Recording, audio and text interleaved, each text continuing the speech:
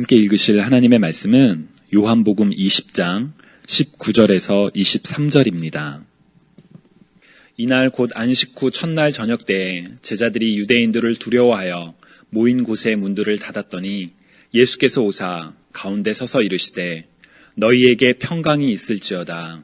이 말씀을 하시고 손과 옆구리를 보이시니 제자들이 주를 보고 기뻐하더라. 예수께서 또 이르시되 너희에게 평강이 있을지어다. 아버지께서 나를 보내신 것 같이 나도 너희를 보내노라. 이 말씀을 하시고 그들을 향하사 숨을 내쉬며 이르시되 성령을 받으라. 너희가 누구의 죄든지 사하면 사하여질 것이요 누구의 죄든지 그대로 두면 그대로 있으리라 하시니라. 아멘. 지난 주일 우리는 예수님의 부활을 기념하며 함께 가족 예배를 드리고 또 축하하는 시간을 가졌습니다. 그리고 새로운 한 주가 시작되었지요. 기독교에서 가장 큰 기념일이라고 할 수 있는 부활절을 보내고 다시 시작되는 일상도 어느새 4일이나 지났습니다. 여러분들께서는 그동안 어떻게 지내셨는지요? 어쩌면 매년 반복되는 부활절이기에 우리는 그냥 마치 매년 돌아오는 그런 생일처럼 그렇게 부활절 하루를 보냈었는지도 모르겠습니다. 주일학교 자녀를 두신 부모님들께서는 자녀와 함께 이런저런 행사에 참여하며 하루를 보내셨던, 바쁘게 보내셨던 분들도 계시리라 생각합니다. 혹은 부활절 이후에 시작된 이스터 브레이크로 인해 가족과 함께 즐거운 시간을 보내고 계시는 분들도 계시리라 생각합니다. 우리가 살아가는 삶이 일상이고 부활절과 같은 특별한 시간이 일탈이라면 우리는 다시금 일탈에서 일상으로 돌아와 일상의 삶을 살아가는 것이 맞습니다. 우리는 이미 이와 비슷한 경험을 잘 알고 있죠. 낯선 곳에서의 달콤한 꿀과 같은 휴가의 시간을 보내고 난 뒤에 다시금 일상으로 돌아온 뒤에 느끼는 아쉬움, 그러나 금방 익숙해지는 그런 느낌.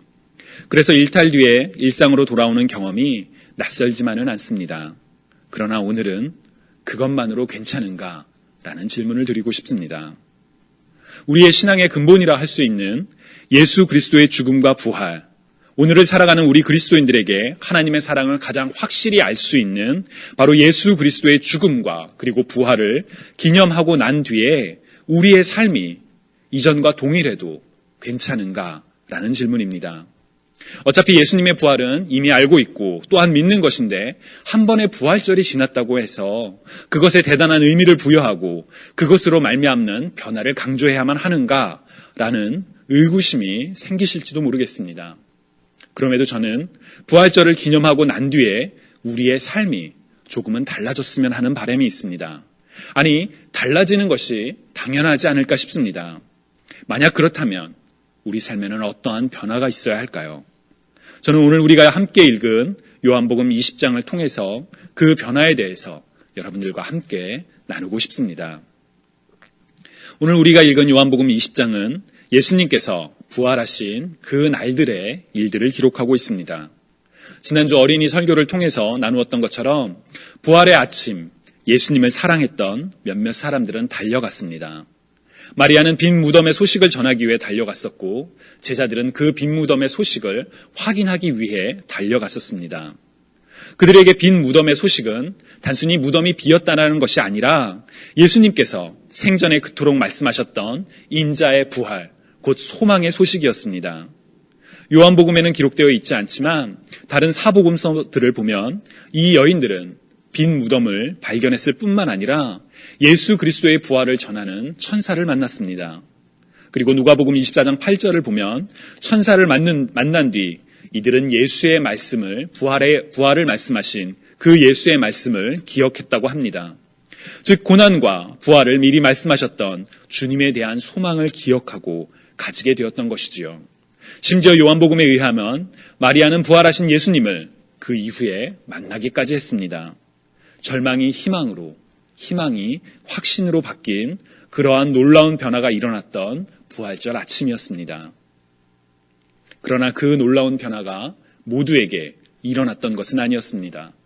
오늘 본문 19절을 보면 이날 곧 안식 후 첫날 저녁 때에 제자들이 유대인들을 두려워하여 모인 곳에 문들을 닫았더니 예수께서 오사 가운데 서서 이르시되 너희에게 평강이 있을지어다 라고 기록되어 있습니다. 이미 제자들은 예수님의 부활의 소식을 들었지만 그들에게는 아무런 변화를 주지 못하는 부활의 소식이었습니다. 그들은 여전히 두려움에 갇혀 있었기 때문이었습니다. 자신들이 3년 동안 함께했던 스승이 밤중에 붙잡혔고 그리고 바로 그 다음날 가장 저주받는 형벌이라고 알려진 십자가 위에 달려 죽었습니다. 베드로가 두려움에 나는 예수님을 알지 못한다. 나는 저 사람과 상관이 없다라고 3번이나 부인했던 것처럼 제자들도 두려웠습니다. 자신도 예수님처럼 붙잡힐까봐 혹은 예수님처럼 죽임을 당할까봐 두려웠던 것 같습니다. 그래서 그들은 사람들로부터 숨어서 몰래 문을 닫고 모여 있었습니다. 말씀드렸던 것처럼 이미 이들은 부활의 소식, 곧 빈 무덤의 소식과 부활하신 예수님을 만났다고 한 여인조차 만났습니다. 그러나 그들은 믿을 수가 없었지요. 설교를 준비하면서 제자들의 마음은 과연 어떠했을까 한번 상상을 해봤습니다. 그들의 마음에 부활의 희망은 전혀 없었던 것일까? 그래서 그래도 무덤이 비었고 부활하신 예수님을 만났다라고 하는 사람조차 있는데 정말 부활의 희망이 없었을까? 마가복음 16장 12절에서 13절을 보면 부활하신 예수님을 만난 2사람이 남은 제자들에게 알렸지만 여전히 믿지 못했다라고 성경은 기록하고 있습니다. 이런 상황들을 고려하면 제자들은 분명 예수님의 부활을 믿지 않았고 현실의 어려움 속에서 숨어있던 상황이었습니다. 그렇다면 혹시 제자들은 예수님의 예수님 되심을 부인하고 있지는 않았을까요? 어떻게 그리스도시요 살아계신 하나님의 아들이 그렇게 갑자기 그리고 그렇게 고통스럽게 죽을 수 있냐며 예수님의 예수님 되심을 부인하고 있지는 않았을까요? 혹은 하나님에 대한 불신과 원망이 싹트고 있지는 않았을까요? 만약 그들에게 분명한 예수님의 하나님 아들 되심에 대한 믿음이 있었다면 자연스럽게 하나님을 향한 의문이 생겼을지도 모르겠습니다. 어떻게 하나뿐인 독생자 예수 그리스도를 죽게 만들 수 있을까? 그토록 놀라운 기적을 보여주셨던 하나님이 왜 그 순간은 침묵하셨을까? 혹시 하나님이 안 계신 것은 아닐까? 간절했던 그들의 믿음과 소망이 무너지고 있지는 않았을까요? 바로 예수님이 부활하신 그 날에 말이죠. 바로 그날 저녁 예수님께서 제자들을 찾아오셨습니다. 성경은 당시의 상황이 문이 꼭 닫혀 있었지만 그들 가운데 예수님께서 나타나셨다고 기록하고 있습니다. 그리고 부활의 소식을 믿지 못하는 예수님의 부활에도 아무런 변화가 없는 제자들에게 예수님께서 하신 첫 말씀은 너희에게 평강이 있을지어다 였습니다. 너희에게 평강이 있을지어다. 너희에게 평강이 있을지어다. 왜 예수님께서 이 인사를 하셨을까요? 가장 먼저 생각해 볼 수 있는 해석은 평강이 곧 이스라엘의 인사법이라는 점입니다. 이스라엘 사람들은 평안을 뜻하는 단어인 샬롬으로 인사를 하지요. 평안을 묻고 평안을 선포하는 단어가 바로 샬롬입니다. 샬롬은 상황에 따라 평안, 평강, 평화로 번역되는 그런 다양한 의미로 번역이 됩니다. 그리스어로 기록된 신약 성경에는 히브리어인 샬롬이 아니라 에이레네라는 단어가 사용됐지만 이 단어 역시 평화, 평강, 평안으로 번역되는 바로 샬롬과 같은 의미로 사용되는 그런 단어입니다. 그렇기에 바로 그 순간 제자들이 들었던 예수님의 첫 인사는 그들에게 익숙한 샬롬과 같은 단어가 아니었을까라는 생각을 해볼 수가 있습니다. 그러나 예수님께서 주신 평안의 인사는 보통 이스라엘 사람들이 하는 인사와는 다른 인사였다라고 생각합니다. 왜냐하면 제자들이 처한 상황은 평안과는 전혀 거리가 먼 상황이었기 때문입니다. 부활이 이미 일어났지만 그 복된 소식을 믿을 수 없었던 상황, 심지어 불안과 두려움 속에서 숨어있던 상황, 그 상황에서 평안은 전혀 어울리는 단어가 아닙니다. 그 상황에서 선포된 평안은 모순이지요. 제자들의 삶의 문제는 전혀 변화되지도 해결되지도 않은 그런 상황이었습니다. 그러나 그럼에도 불구하고 예수님은 선포하셨습니다. 너희에게 평강이 있을지어다. 사실 예수님께서는 공생애 중에 여러 차례 이 평강이라는 단어를 사용하셨습니다.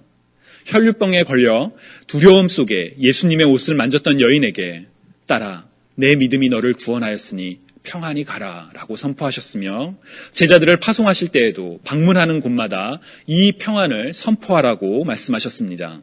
그리고 요한복음 14장, 곧 예수님께서 잡히시던 그날 저녁에 제자들에게 사랑을 담아 작별 인사를 나누던 그때에도 평안을 너희에게 끼치노니 곧 나의 평안을 너희에게 주노라.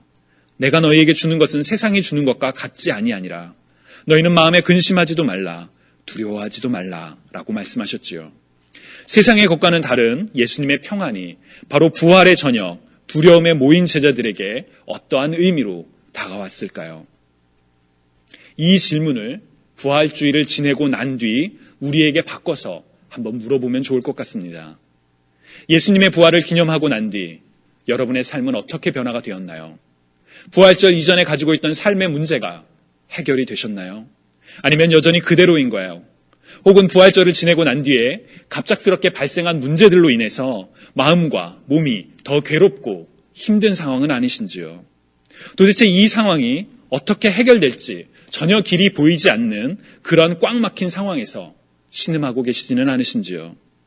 왜 살아계신 하나님께서 지금의 이 두렵고 아프고 슬프고 심지어 억울하기까지 한 이 상황을 해결하시지는 않을까 하는 의문을 가지고 계시지는 않으신지요? 만약 그런 상황이시라면 바로 그 순간 예수님께서 말씀하십니다. 너희에게 평강이 있을지어다.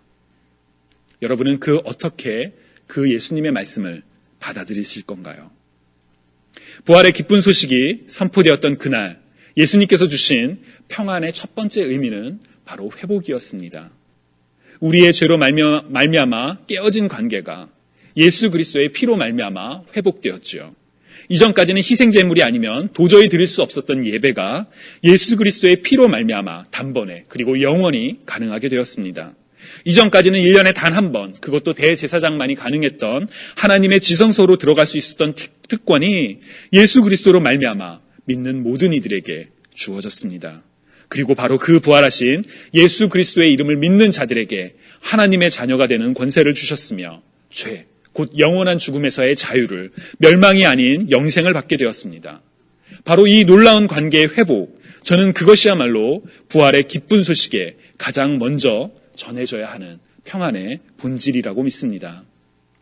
그런데 한 가지 중요한 것은 우리가 이 평안을 누릴 때, 즉 우리와 하나님의 관계가 회복되면 우리의 삶의 문제가 자동적으로 해결되는 것은 아니라는 점입니다.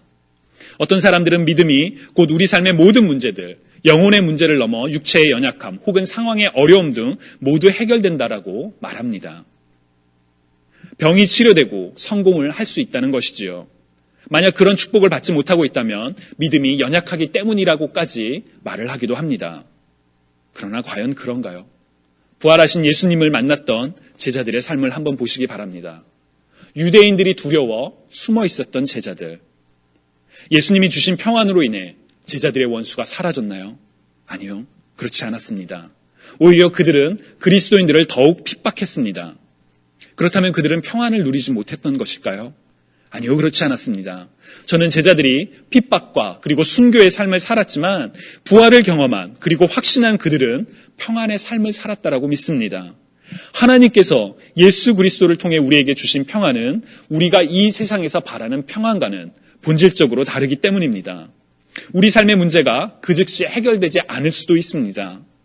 간절히 육체의 질병이 떠나기를 기도하지만 떠나지 않을 수도 있습니다. 답답한 상황이 단번에 해결되기를 바라지만 그렇지 않고 더 오래 갈 수도 있습니다. 그러나 그럼에도 불구하고 우리가 누리는 평안은 바로 예수 그리스도를 통한 하나님의 관계 회복에서 누리는 평안은 그 모든 상황들을 뛰어넘는 영원한 평안입니다. 영원한 회복이지요. 그리고 그 평안이 바로 우리의 소망입니다. 주님이 사랑하시는 여러분, 바로 이 참 평안을 누리는 저와 여러분이 되시기를 간절히 소망합니다. 그런데 주님이 우리에게 주신 평안은 영적인 관계의 회복만의 평안은 아니었습니다. 오늘 본문 21절을 보면 손과 옆구리를 보이시고 난 뒤에 다시금 제자들에게 너희에게 평강이 있을지어다 라고 선포하십니다. 앞서 제자들에게 선포하신 평안이 바로 예수 그리스도를 통해 회복된 관계의 평안이라면 이번에 말씀하시는 평안은 목적이 있는 평안입니다. 평안을 선포하시고 난 뒤에 바로 이어서 아버지께서 나를 보내신 것 같이 나도 너희를 보내노라 라고 말씀하셨기 때문입니다. 세상은 예수님을 인정하지 않고 핍박했지만 하나님의 사랑으로 말미암아 예수님께서 이 땅에 오셔서 그 모든 것들을 감당하셨던 것처럼 예수님께서는 우리 역시 세상으로부터 미움과 핍박을 받게 될 것을 아셨습니다. 그래서 제자들을 파송할 때 내가 너희를 이리의 때에 보내는 것과 같다라고 안타깝게 말씀하신 적도 있으시죠.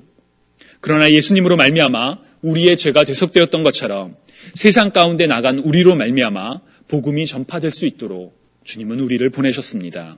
그리고 바로 그런 사명을 감당해야 하는 우리들에게 평강이 있을지어다 라고 선포하셨습니다. 따라서 21절에서의 평안은 앞서 살펴본 관계의 회복으로 인한 평안이 아닌 거칠고 험난한 세상 속에서 살아갈 제자들에게 주는 용기와 같은 평안이라고 믿습니다. 삶의 문제는 그대로이지만 여전히 한치 앞도 내다볼 수 없지만 그 세상 속에서 살아갈 수 있도록 근심하지도 말라, 두려워하지도 말라 라며 주시는 평안인 것입니다.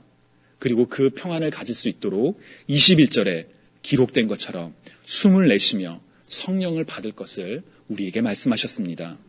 마치 창조주 하나님께서 인간을 지으신 뒤 하나님의 영을 불어넣으셨던 것처럼 예수님께서는 숨을 내쉬며 우리에게 성령을 받으실 것을 말씀하셨습니다. 그리고 성령님과 동행함으로 말미암아 마치 거친 폭풍우 속에서도 깊은 잠을 주무실 수 있었던 예수님처럼 우리 역시 우리 삶의 어떠한 환난과 역경 속에서도 평안을 누릴 수 있으리라 확신합니다. 성경은 우리에게 분명히 선포합니다. 사람이 감당할 시험 밖에는 너희가 당한 것이 없나니 오직 하나님은 미쁘사 너희가 감당하지 못할 시험 당함을 허락하지 아니하시고 시험 당할 즈음에 또한 피할 길을 내사 너희로 능히 감당하게 하시느니라. 그 어떤 것도 우리가 주 예수 그리스도로 말미암아 누리는 참된 평안을 막을 수가 없습니다. 주님이 사랑하시는 여러분, 부활주의를 보내고 난 뒤 여러분의 삶은 어떻게 변화되셨는지요? 때로는 그 변화가 눈에 잘 보이지 않기에 우리는 변화에 대한 인식이나 혹은 바람조차 없이 그대로 살아갈 수도 있습니다. 그러나 저는 우리가 무엇보다 예수님께서 부활의 저녁 제자들에게 선포하셨던 이 평안을 받았으면 합니다. 그리고 이 평안으로 말미암아 우리의 삶에 변화가 있기를 소망합니다. 우리 삶의 문제는 그대로일 수 있습니다. 아니 어쩌면 더 어려워졌을지도 모르겠습니다. 그러나 부활하신 주님께서 분명하게 말씀하십니다. 너희에게 평강이 있을지어다. 너희에게 평안이 있을지어다. 그 평안의 복을 누리시는 저와 여러분이 되시기를 간절히 소망합니다. 그래서 다시는 죄의 삶으로 돌아갈 수 없다라고 단호하게 선포했던 바울처럼 우리 역시 부활을 경험했어도 이전과 동일한 삶을 사는 것이 아니라 부활의 기쁨 속에서 참된 평안을 누리며 살아가는 저와 여러분이 되시기를 주님의 이름으로 축원합니다. 너희에게 평강이 있을지어다. 아멘.